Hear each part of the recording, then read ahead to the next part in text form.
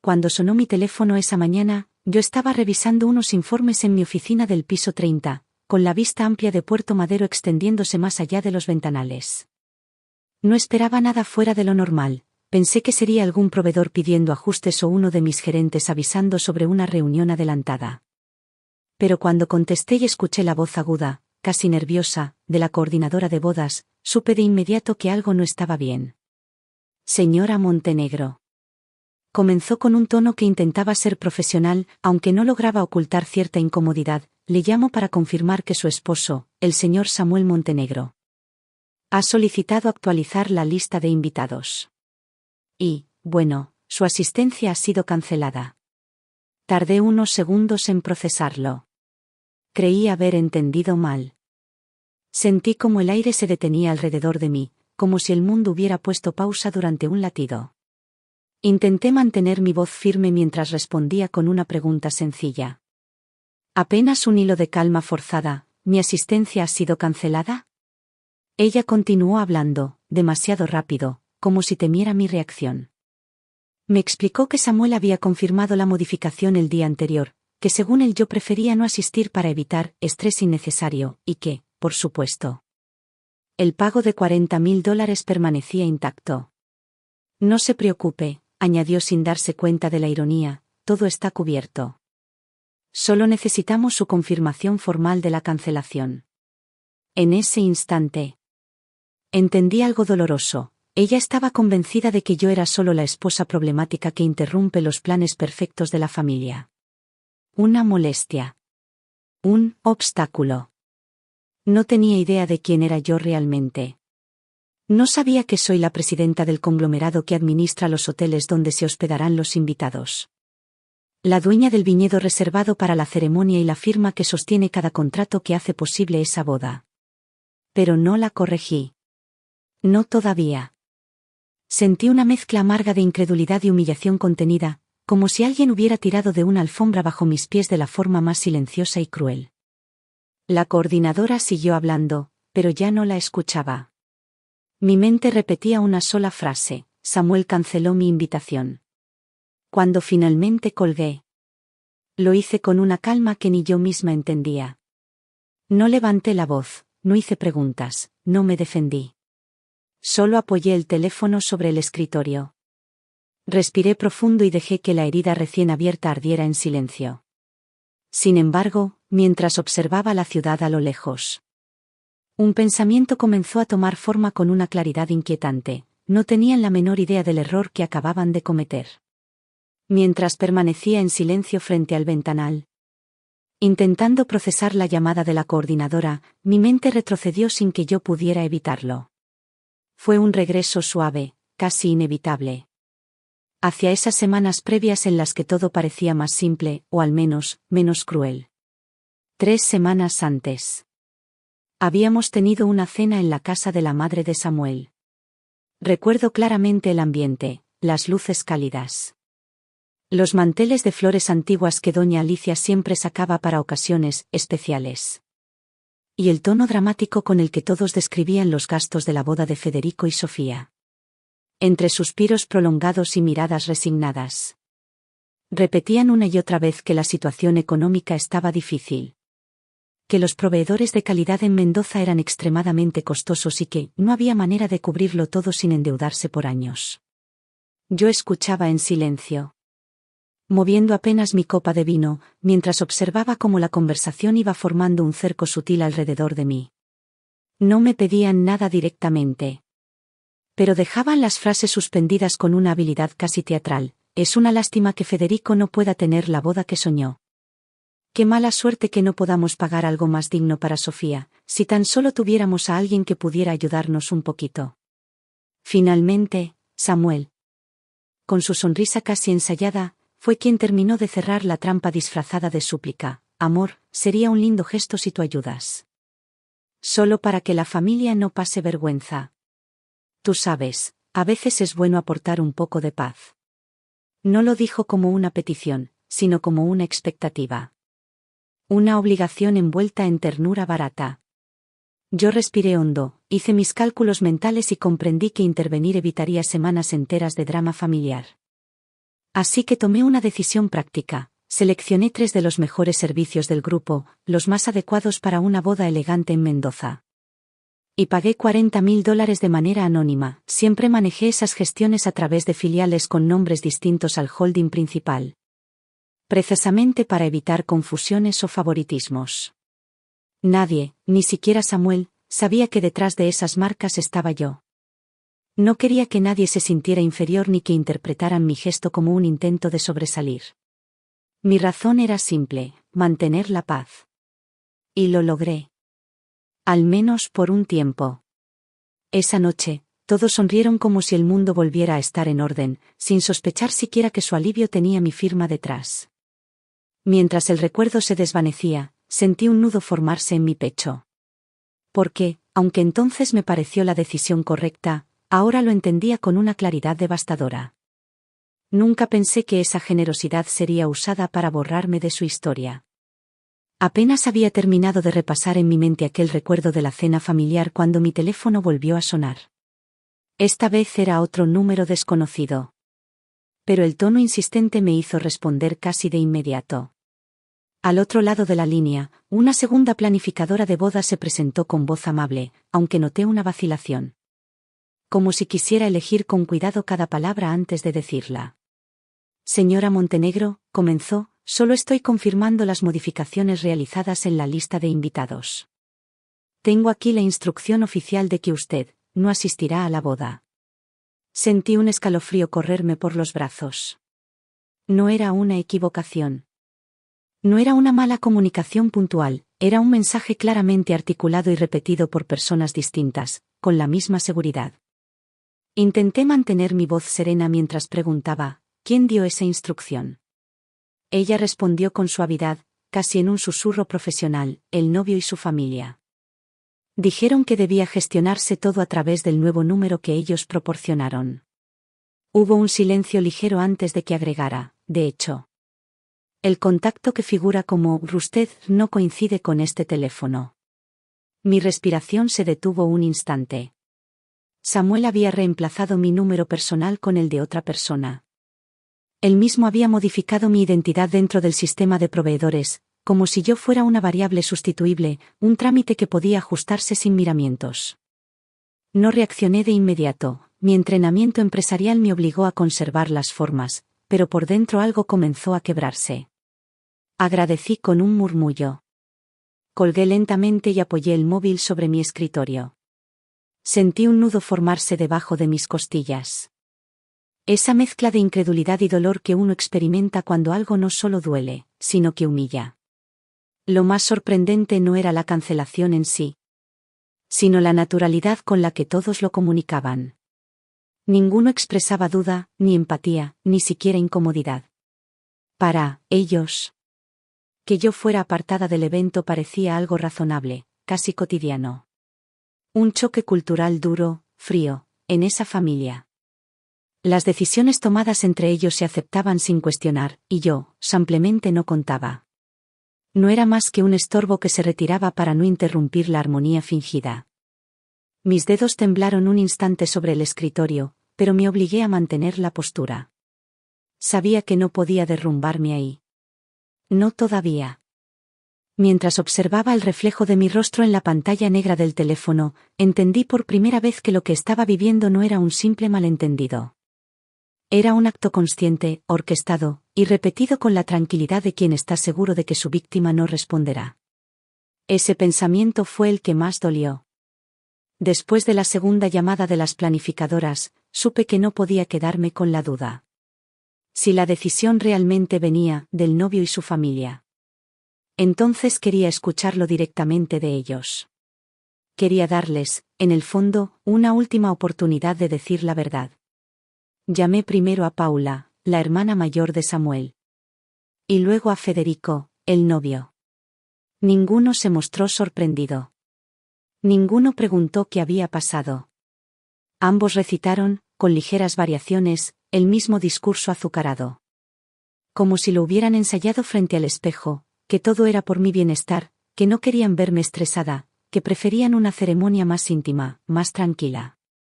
Más apropiada para mí. Cada palabra era una caricia envenenada. No eran respuestas espontáneas, sino líneas memorizadas. Gaslighting puro. Intentaban maquillar una exclusión premeditada como un acto de cuidado. Como si yo fuera frágil. Como si mi ausencia fuera un favor que me estaban haciendo.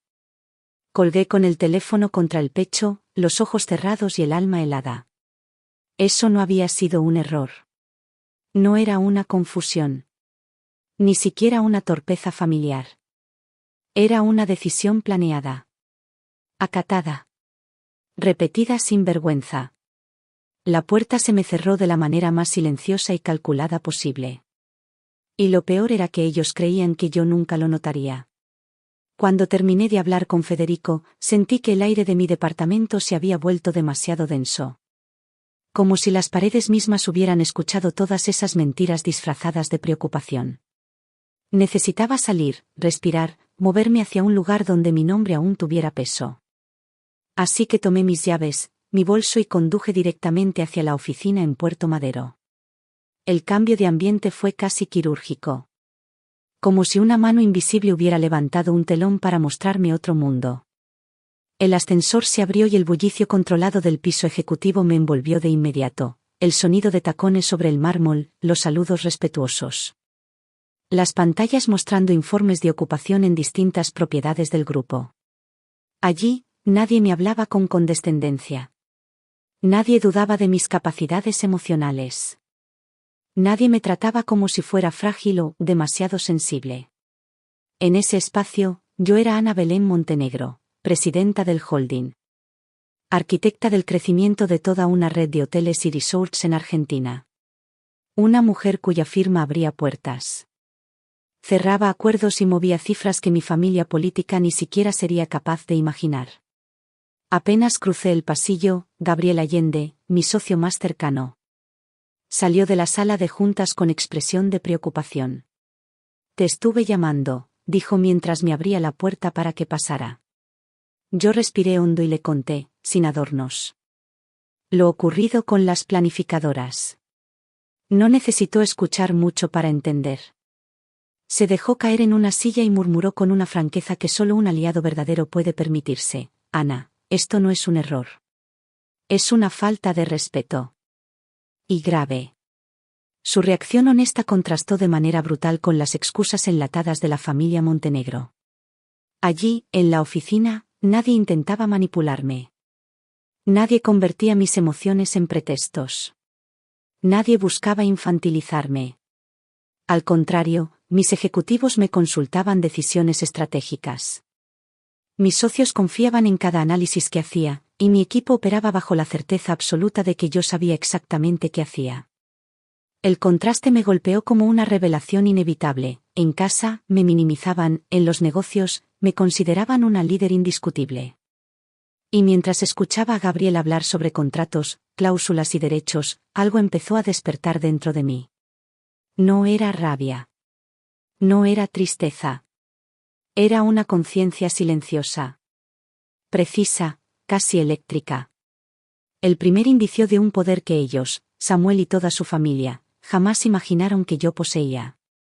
Y, por primera vez en ese día, respiré un poco más hondo. Nos quedamos en la sala de juntas, solo Gabriel y yo, con el murmullo lejano del equipo trabajando al otro lado del vidrio templado. Él abrió su portátil, moviendo los dedos con rapidez, buscando en nuestras bases de datos internas los contratos firmados para el evento en Mendoza.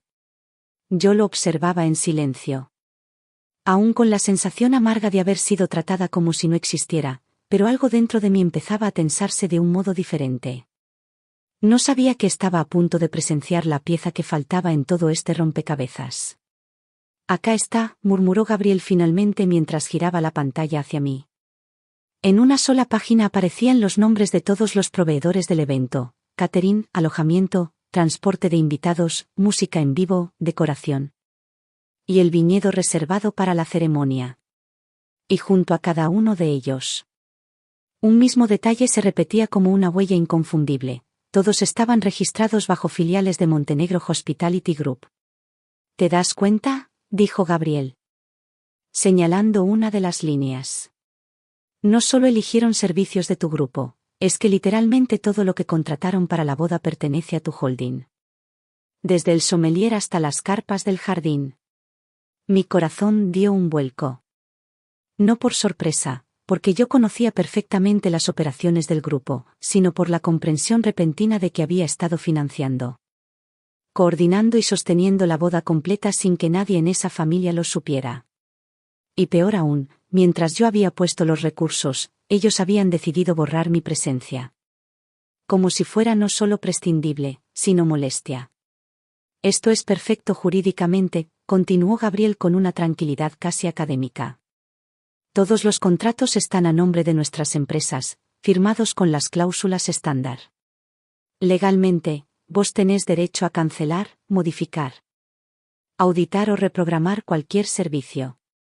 Todo está blindado conforme a la legislación argentina de prestación de servicios y eventos. No tienen por dónde discutirlo.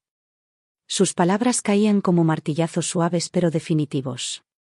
Yo repasé los documentos, uno por uno, reconociendo cada marca, cada sello. Cada proveedor que había seleccionado semanas atrás sin imaginar el peso que tendrían hoy. No lo hice con mala fe. Nunca fue un acto de superioridad ni un intento de control. Simplemente, cuando la familia Montenegro dijo que no podían pagar nada decente, recurrí a lo que conocía, mis proveedores, mis estándares, mi red. Pero ahora lo veía con una claridad que casi me dolía. Yo no era una espectadora en esa boda. Yo no era una invitada cancelable. Yo era la propietaria del escenario, de los contratos y de cada pieza del evento que estaban intentando usar para excluirme. Por primera vez ese día, el poder real se volvió visible ante mis propios ojos. Y la herida dejó de arder, para empezar a tomar forma. Cuando terminé de revisar los contratos con Gabriel, mi respiración ya no temblaba. Algo dentro de mí había cambiado de temperatura. El dolor seguía ahí, pero se había transformado en una claridad que cortaba como vidrio pulido. Me tomé unos segundos antes de volver a levantar el teléfono. Esta vez no era la esposa confundida, ni la nuera que intentaban minimizar. Era la presidenta del holding que sostenía, pieza por pieza, la boda que habían usado para borrarme. Busqué el número de la planificadora principal, la misma que me llamó esa mañana, y marqué. Contestó rápido. Con ese tono apresurado típico de quienes viven apagando incendios ajenos. Hola, señora Montenegro. ¿Pudo revisar lo que hablamos? Preguntó. Todavía creyendo que yo era una figura secundaria. Me acomodé en la silla. Crucé una pierna sobre la otra y hablé con una serenidad que solo surge cuando uno ya tomó una decisión irrevocable. Sí, pude revisarlo, dije. Y necesito que tomes nota con atención. Te habla Ana Belén Montenegro, presidenta y responsable legal de Montenegro Hospitality Group, holding propietario del viñedo, del hotel, del catering y de cada proveedor involucrado en el evento del 17. Hubo un silencio que se estiró como un hilo a punto de romperse. Podía imaginarla parpadear frente a su computadora, buscando desesperadamente si había pasado por alto algún dato esencial. Disculpe. Balbuceó finalmente. Voy a ser muy clara, continué. A partir de este momento, ordeno cancelar absolutamente todos los servicios contratados para la boda. Viñedo, hotel, transporte, decoración, sonido, catering. Todo. Y quiero la confirmación por escrito en los próximos 30 minutos. El silencio de la planificadora se volvió más denso. Señora Montenegro, eso sería. Eso, estamos a pocos días del evento, murmuró, ahora sí visiblemente nerviosa. Lo sé. Y todo se hará conforme a las cláusulas vigentes del contrato, cancelación total bajo penalidad y devolución íntegra del monto abonado. Cada punto está respaldado por la legislación argentina de servicios y eventos. Ninguna empresa de mi grupo está obligada a prestar un servicio cuando la identidad del cliente ha sido manipulada o cuando se vulneran condiciones de buena fe, expliqué sin elevar la voz. Ella tragó saliva. Podía escucharlo. La fachada de seguridad profesional se desplomó por completo. Entiendo, Procederé de inmediato, susurró finalmente. Colgué sin añadir nada más. No necesitaba hacerlo. Las piezas ya estaban en movimiento. Y el efecto fue inmediato. Ese mismo día empezaron las llamadas frenéticas de la familia Montenegro. Voces temblorosas, mensajes urgentes, súplicas encubiertas. Habían descubierto que ningún proveedor aceptaría trabajar a tan poca distancia de la fecha, y menos aún en Mendoza, donde todo se reserva con meses de anticipación. De pronto, la boda perfecta que habían construido a mis espaldas se desmoronaba entre sus manos como un castillo de arena bajo una ola fría e inesperada. Y yo, por primera vez en semanas, sentí que recuperaba el control de mi propia historia. Las horas siguientes fueron un desfile de llamadas perdidas. Mensajes desesperados y voces temblorosas dejando audios que yo ya no tenía intención de escuchar. No respondí a ninguno. Sabía que la única forma de recuperar el control era mantener la distancia hasta el momento adecuado. Y ese momento llegó al día siguiente. Cuando envié un correo formal a cada miembro de la familia Montenegro convocándolos a una reunión urgente en la sala de juntas del piso 32. En la torre principal de Puerto Madero. Cuando entré a la sala, ellos ya estaban ahí. El contraste era casi cinematográfico, la mesa larga de madera oscura. Las ventanas panorámicas mostrando la ciudad, y todos ellos sentados juntos, encogidos, con el ego arrugado por primera vez en mucho tiempo. Pude sentir la mezcla de miedo y confusión en el ambiente, como si hubieran llegado al final de un puente sin barandas. Me senté en la cabecera, no por capricho, sino porque ese era mi lugar natural. Nadie dijo nada durante los primeros segundos. Finalmente, respiré hondo y comencé. Antes de seguir, dije con calma. Necesito que tengan claro que no estoy aquí para escuchar excusas. Estoy aquí para exponer hechos. Sus miradas se clavaron en mí, algunas esquivas, otras tensas. Deslicé hacia ellos una carpeta con copias impresas de los contratos: catering, viñedo, hotel, transporte, decoración. Cada uno con el sello de alguna de mis filiales. Les expliqué, punto por punto, cómo cada servicio contratado dependía legal y operativamente de Montenegro Hospitality Group, el holding del cual yo era presidenta y representante administrativa. A medida que hablaba, los colores en sus rostros cambiaban, sorpresa primero, luego vergüenza. Y finalmente una incomodidad que ya no podían maquillar. Federico fue el único que levantó la mirada con honestidad. Ana, no sabía que era así. Perdón, de verdad, dijo. Con una sinceridad que no necesitó adornos. Asentí levemente. Él era el único que no merecía el peso completo de lo que estaba por venir. Me incorporé un poco en la silla y continué. Si realmente desean restaurar la boda, estas son mis condiciones. Y quiero que las escuchen con atención, dije sin elevar la voz. Primero, pago anticipado de $75.000, transferidos antes de las próximas 48 horas. Segundo, una carta escrita por cada uno de ustedes, reconociendo su falta de respeto y la intención de excluirme. Tercero, una disculpa pública en la ceremonia, clara y sin rodeos. Ninguno habló. No podían. El silencio fue más revelador que cualquier palabra. No estoy aquí para humillarlos, añadí finalmente. Estoy aquí para poner límites. Límites que ustedes cruzaron con total confianza en que yo no respondería. Pero ya no es así. Me levanté despacio.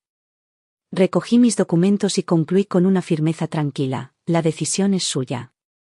Y el tiempo empieza a correr ahora. Salí de la sala dejando atrás un silencio denso, quebrado. Y por primera vez, ellos entendieron quién era realmente la mujer a la que habían intentado borrar. La boda finalmente se reorganizó. Pero no se parecía en nada a la celebración ostentosa que la familia Montenegro había imaginado al principio. Esta vez todo fue más pequeño, más sobrio, más sincero. 40 invitados. Nada de demostraciones de grandeza, nada de excesos. Solo lo necesario. Curiosamente, esa simplicidad hacía que todo pareciera más elegante. Como si el evento hubiera sido depurado de todo lo que antes lo ensuciaba. Yo llegué temprano, no para supervisar, sino para observar. Y desde el primer momento pude sentir que el ambiente había cambiado. Había cierta humildad flotando en el aire. Aunque todavía mezclada con la torpeza de quienes no saben bien cómo disculparse sin perder la compostura. Federico fue el primero en acercarse. Vestido de traje oscuro. Nervioso pero sincero, me tomó suavemente las manos. Gracias por permitirnos seguir adelante, Ana. Te lo digo de verdad, murmuró con un temblor casi imperceptible. Lo lamento mucho. Sofía, la novia, también se acercó, con los ojos brillantes y la voz todavía débil después de tanto estrés acumulado. No merecíamos tu apoyo y aún así lo diste. Gracias, dijo con un nudo en la garganta. No voy a olvidarlo. Les devolví una sonrisa suave. Me alegraba verlos felices. Aunque bajo condiciones que jamás deberían haber sido necesarias. La vida podía seguir, pero no sin cicatrices. La familia Montenegro apareció después, en grupo. Como si necesitaran esconderse unos detrás de otros. Se les notaba incómodos, tensos, tratando de encontrar palabras que simplemente no tenían. Cada abrazo era torpe. Cada frase ensayada sonaba vacía. No los interrumpí ni les facilité el camino. Esta era una lección que ellos debían atravesar sin atajos. Y entonces apareció Samuel. Lo vi caminar hacia mí desde el otro lado del salón. Llevaba el traje perfectamente ajustado, pero su expresión lo traicionaba, tenía el ego quebrado, la mirada baja. La respiración contenida. Él intentaba mantener la postura, pero cada paso era la evidencia viva de que ya no era el hombre que creía dominar cada escenario. Ana, ¿podemos hablar? Preguntó con una mezcla de súplica y orgullo que no conseguía disimular. Estamos hablando, respondí sin dureza, pero con la distancia precisa. Intentó sonreír. Como tantas veces en el pasado cuando quería manipular el ambiente a su favor. Pero esta vez no funcionó. Cada gesto suyo parecía desmoronarse antes de completarse. Como si su propio reflejo ya no le obedeciera. No pensé que, intentó decir. Lo sé, lo interrumpí con calma. Ninguno de ustedes pensó. No hubo gritos, ni drama.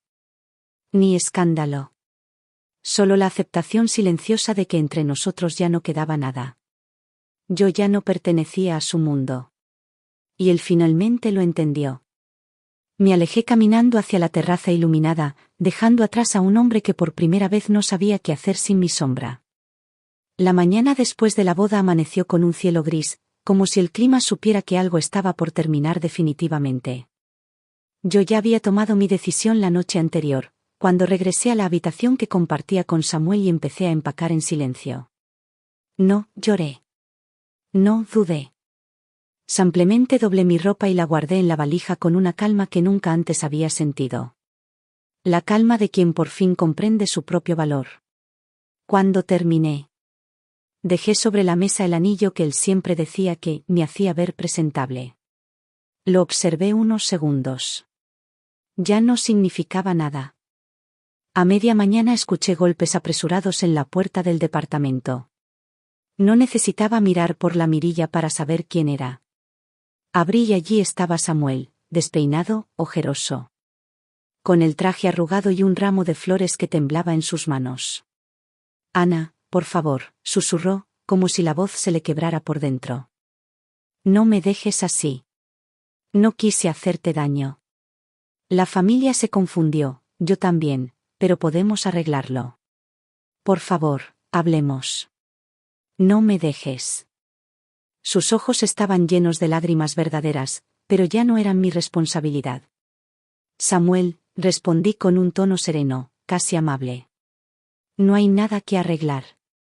Esto terminó hace tiempo. Yo solo tardé en verlo. Él intentó acercarse un paso, pero levanté una mano sutilmente.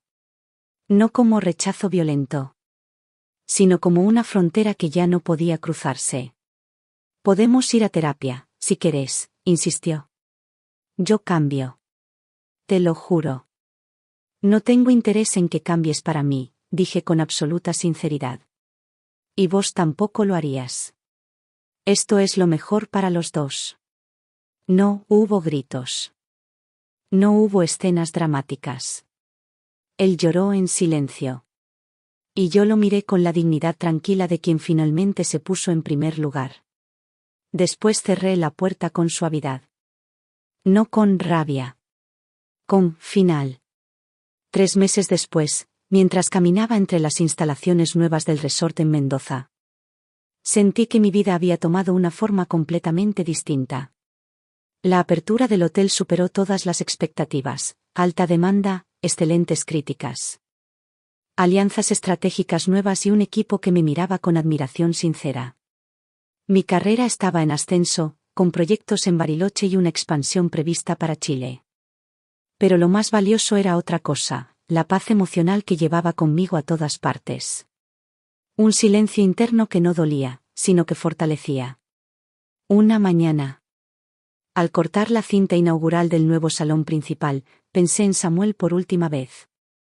No con rencor, ni con tristeza. Solo con distancia. Como quien recuerda un libro que ya terminó de leer. Y fue entonces cuando lo entendí por completo: el silencio de una mujer fuerte puede derrumbar torres enteras.